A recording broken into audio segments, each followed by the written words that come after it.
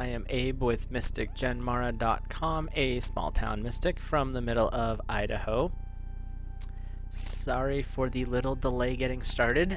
I was having a little technical difficulty for a second there, but we're back. So, on to the discussion of the night.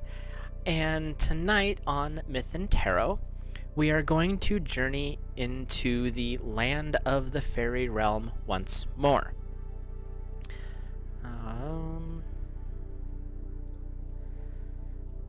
Let's see if we can reduce what is going on here.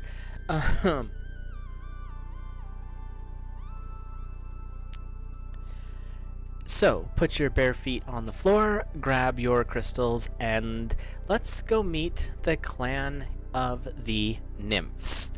So, by definition, a nymph is classified as any of numerous minor deities represented as beautiful maidens inhabiting and sometimes personifying features of nature such as trees, waters, mountains, valleys, and etc.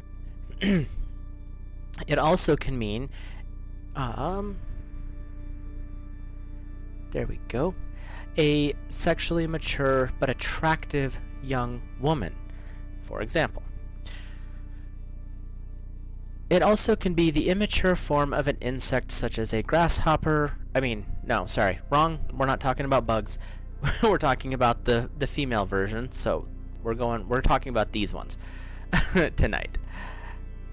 We are going into the nymphs. The origin of them actually comes from Greek mythology, primarily, but they are nature deities embodying different aspects of the four elements. Most were immortal. There was a small group called the Hamadryads that were tied to the lifespan of a specific tree, so when the tree died, that particular nymph would die. But they were a kind of a rarity. There we go. The nymphs are usually divided into pretty broad categories. I hope I am not losing.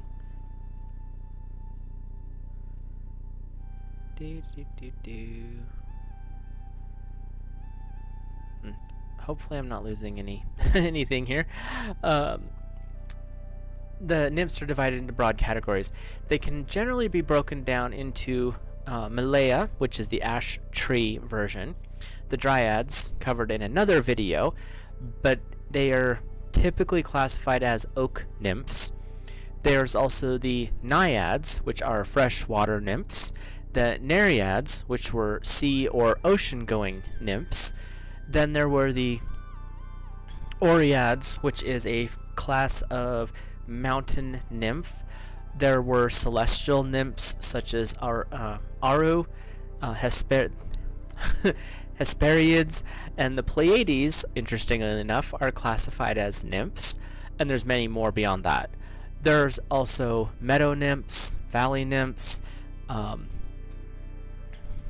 and flower and herb species had their own classification within that for the nymphs associated with different plants, flowers, etc. There's even nymphs that were tied specifically to energy of the underworld, which was a little bit interesting when I started poking around in there. The underworld nymphs included minor deities with the names of Lampades, Orphne, and there's others that were tied specifically to the realm of Hades. A little bit twisted there because you think nymphs, young, voluptuous, out in the woods. Not always the case. In some art forms, though, they are used just as a general fairy symbol. Not all fairies are nymphs, though. That's the thing, and that's where some of the old art wasn't as accurate as it should be. In reality, nymphs are one of the 100 or so clan of the fairy realm. But not everyone knows this, so we're discussing it now.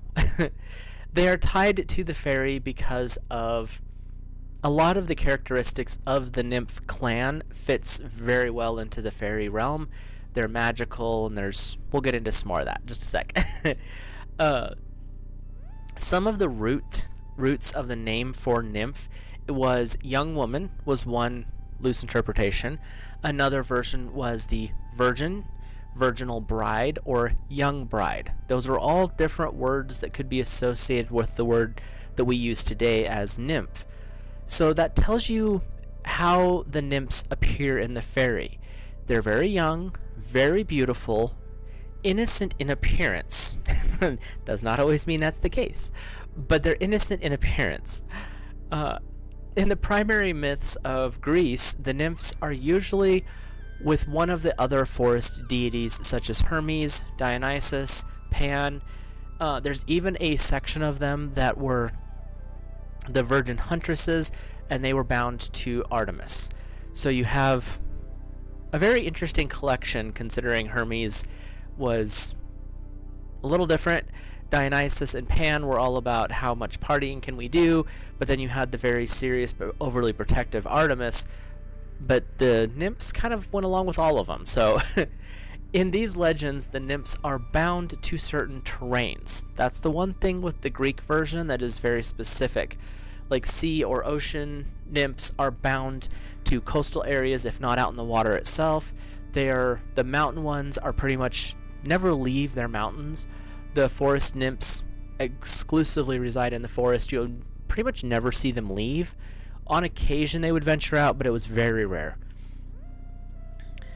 Nymphs were said to play music in the forest or at the seashore, depending on which class they were. They would dance, sometimes, most of the time, without clothing to their music. That was kind of how they were. They were, the innocent youth. Travelers would claim to see the dance or catch them bathing to cool off in the afternoon heat. And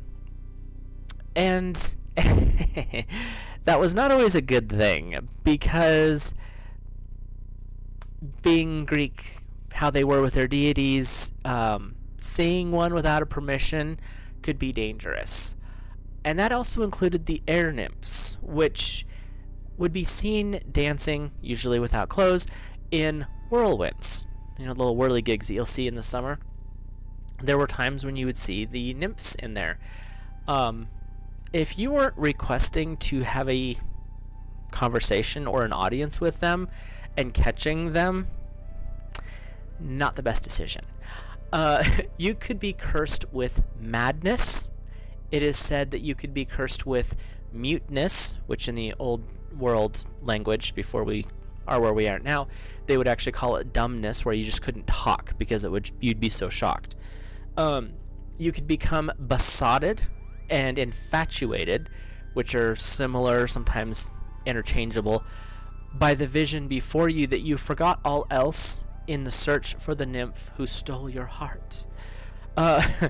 There were even stories about people dying of a stroke from being so attracted to just the sight of one of these beautiful young nymphs in the wild.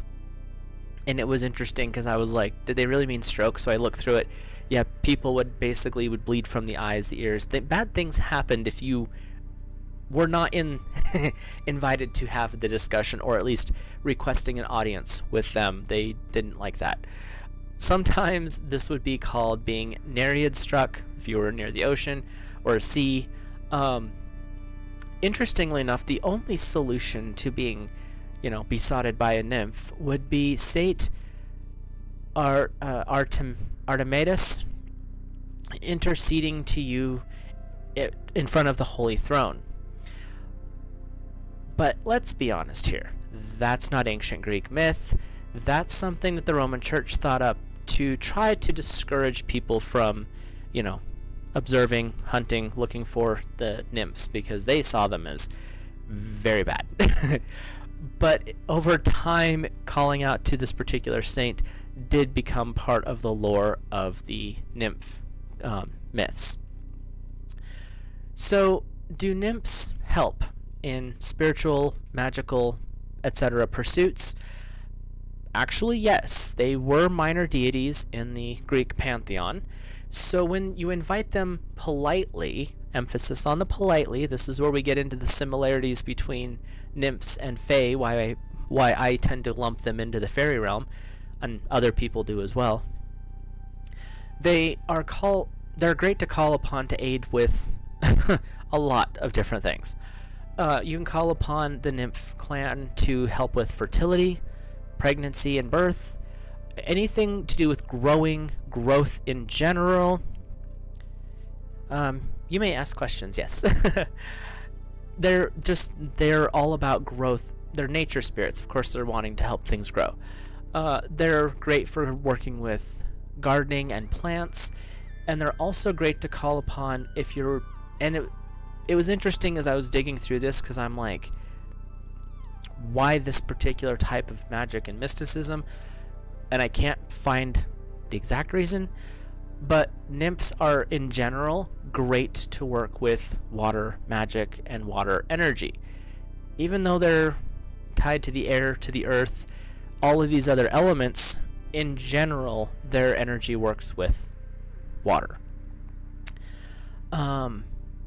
You can also ask them for help with healing arts, especially ones that involve physical touch, such as massage or water energy, hydrotherapy, things like that.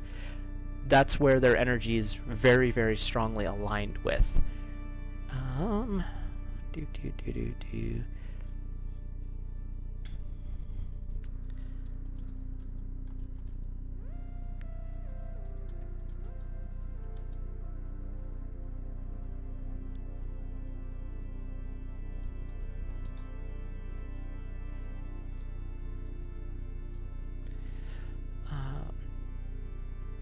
Due to their perceived innocence, they are great to call upon when you have become too serious in life, too structured. They can help you find your inner child, to find your laughter again. It allows you to tap into that joy of just doing something simple like splashing your feet in the creek. I mean, in reality, why wouldn't you call upon them for a little bit of fun and lightheartedness? They were buddies with Pan and Dionysus. Of course they know how to have fun, and sometimes it's a good thing to be reminded of how to do that, because especially, you know, as we get older, adulting, all that fun stuff, we forget how to enjoy the simple things in life. Just the fun of planting a garden, the fun of watching a flower, of watching a bee buzzing around the flowers, seeing a butterfly, just the little simple things in life, but they can help us understand that. There's a lot of deities and spirits out there that can do that, but we're talking about nymphs, so that's where we're going. The nymph family was also seen as lovers of men, lovers of heroes, and lovers of gods. Of course they would. Sometimes they were the mothers of gods in several of the myths. They were also mothers of a lot of the heroes that were idolized in the Greek pantheons. In most cases, nymphs were very caring. They were very generous with their time, their bodies, and their abilities. But, you know, when they were not being spied upon or lied to, kind of like the fairies, honest, you're good to go. You want to lie, you're gonna cry. Just saying. The nymphs in most Greek legends are actually older than the Olympian deities, possibly older than the Titans themselves, according to some sources.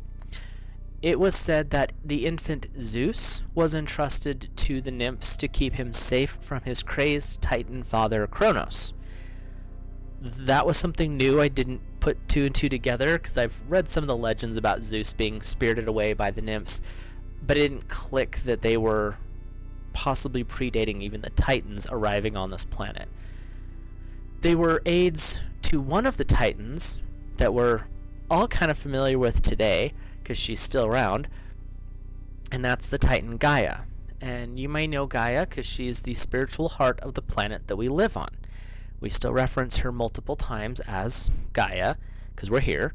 But that was something that was interesting to me, is that the nymphs were actually older than the Olympian gods. Did not realize that. Some of the nymphs were very happy to take mortals as lovers as well, and even spouses, so it's not just a one-night thing. They would fall in love with a human. Others were very much repulsed by the thought of being with one of us gangly creatures. And a lot of those ones were the followers of Artemis, just as a footnote there. There were rumors of humans taking nymphs against their will, but I don't think the nymphs were innocent in this as well, because the nymphs also liked to steal handsome youth or a great hero if it fit their fancy. Being creatures of magic, it wasn't as hard for them to steal as it was for the human to try to entrap a nymph. That was an interesting side note that I found as I was digging through this, that you usually hear of, the daring young person stealing or somehow capturing a nymph, but not so much the other side of that. But it did happen, oddly enough, because they, that person looked good, we're gonna take him home. The nymphs were actually worshipped in one form or another throughout the time that they've been recorded about. Watery caves and grottos were found to be the primary places of worship. Over the years, these simple grottos were developed by the Greek priesthood into way more elaborate structures. These places were usually sacred to the local communities, but there were others that became sacred to the city-state of the Greeks, and they would be enforced worship, like you would worship Zeus, Hera, Dionysus, whoever, but you'd also go to this temple over here and worship the class of nymphs. You might have a patron nymph that you would pray to, but there were periods in Greek history where it was actually an enforced thing. Not enforced, but very much encouraged. We'll go with that. And now let's bounce ahead into some modern time stuff. Nymphs are still around. They are the dryads that live in the trees. They are the spirits of the water. You'll see them dancing with the fairies along the stream banks. They also appear in pop culture. They show up in the Chronicles of Narnia, in, I believe, Lion, the Witch, and the Wardrobe, and several of the other ones where our world interacts with theirs. They also show up in the Percy Jackson and the Olympian novels. Honestly, I've only read one of those, so I couldn't tell you how they interact there, because there's other books I'm reading. And of course, can't leave this one out. They show up in Dungeons and Dragons, the role-playing games. The name nymph in modern vernacular has been included into our current speaking days. Unfortunately, it's not flattering when you hear it nowadays. A nymphette is a sexually precocious girl, and a nymphomaniac is a hyper-amorous person. Generally, they apply these to women, but it can be applied to men as well. Just, it's interesting how something that was so innocent and so powerful in its day is now being used as basically a slam. Not cool. But that's kind of the basics of what the nymphs were, who they were, how you can work with them even today. I didn't go into details about like lighting candles and that kind of stuff, because everything that I read about them, candles were not a primary source of worship. There was a couple of places where you would see the candles being referenced, melted candles next to little statues and stuff in some of the older places that they have found, but the majority of what I have seen with nymphs has been being near oceans, being near streams, in little caves, and it's with crystals, with plants. Most of the references that I was finding all go back to that. So to tap into the energy from the nymphs, being outside, huge. Being around plants, great. Being around uncut, preferably crystals and stones, once they've been polished, they'll still come around, but it's not as raw because they are very innocent, and that's what brings their beauty. So an uncut crystal or stone is raw. That's what brings it beauty. Just being outdoors out in the woods or next to moving bodies of water or massive bodies of water, I couldn't find, and I purposely looked for this, there was nowhere that I could find where they were okay with being close to like small ponds. It was always big bodies of water, flowing streams, oceans, seas, lakes, that type of stuff. So if you're around those areas, that's a good way to kind of work with that energy. And like I said, water is huge with the ancient myths about them. Even the mountain ones, there was always a very strong connection to water. So something to think about if you decide to journey down that path and work with the nymph clan. And now for the tarot part of our little stream today. And I like to just use the Celtic Cross for this particular stream, and the deck that I'm using I may have to randomly censor because it's actually would be very much approved of by the Nymphs, because there are several of the pictures, paintings I should say, that are a little too risque, so I will be using, an edit form to hide some of the parts. And when I do these types of readings, the way I do them is it's for fun. I mean, it's entertainment, right? And it's for, if that particular being or a creature, in this case it's a being, is sitting in front of me, this is what I would read for them. Obviously not hyper detailed because we don't want to get into the weeds too much here, but it's to kind of give us an idea of where the nymphs are today. What would they be doing if we could still actively interact with them, which I believe you still can, but that's up to you if you choose to reach out to them. And if you do, let me know in the comments if you've had experiences with the mystic version of them. And before I get started on the tarot, if you're new here, please drop a like on the video, hit a subscribe button if you haven't done that yet, and comment away. Let me know what your thoughts are. Even constructive criticism is great. I'm always looking to improve. So with that, we will get started. And our significator, so this is where the nymphs are in this particular moment in time, and it is the 9 of Chalices, which is interesting because they work with water energy as their dominant influence.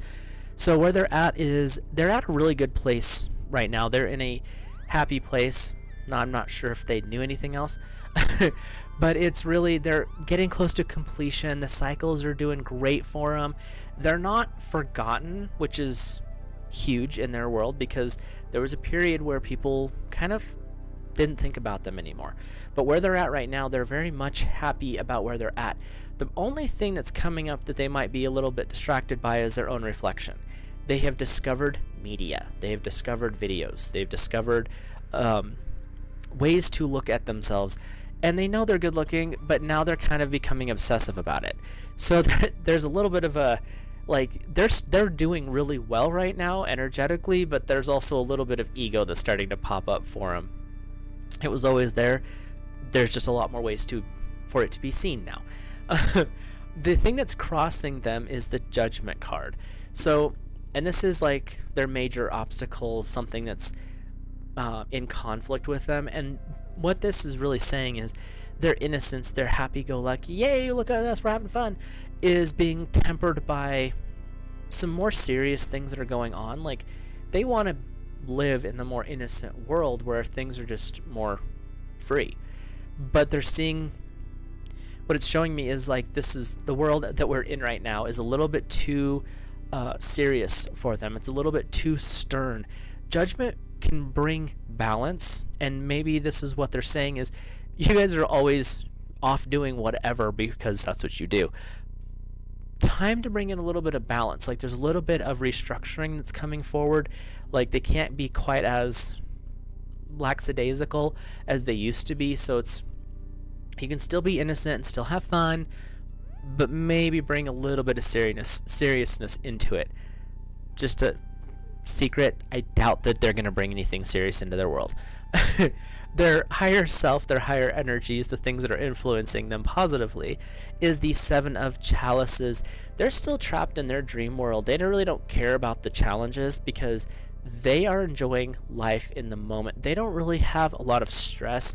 There's a little bit of nostalgia that's coming forward. They miss the good old days. They miss the days when they could interact with humans, when the gods were way more active on the planet than they are now. They just enjoyed the way it used to be.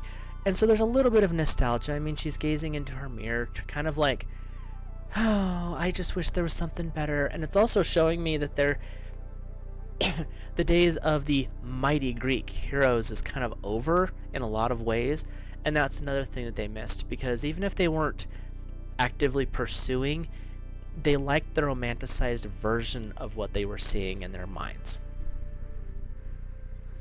Sorry, let me grab a drink.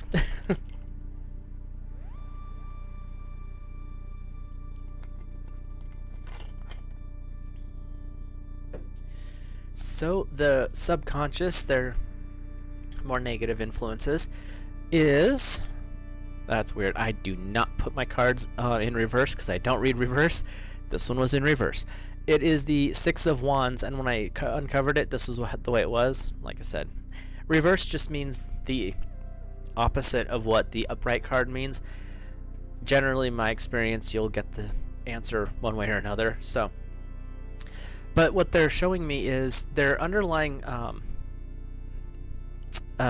subconscious things, the things that are getting in their way, their negative influences, if you will, are just concerned. There's a little bit of worry, but it's worry tied to passion. Like there's a little bit of a fiery energy here. So it's they're also showing me anger. Like they might have some anger issues they need to work through, because this daydreamy higher self frequency energy of nostalgia, but also being just that romantic vision of, you know, the fairy tale ending type stuff.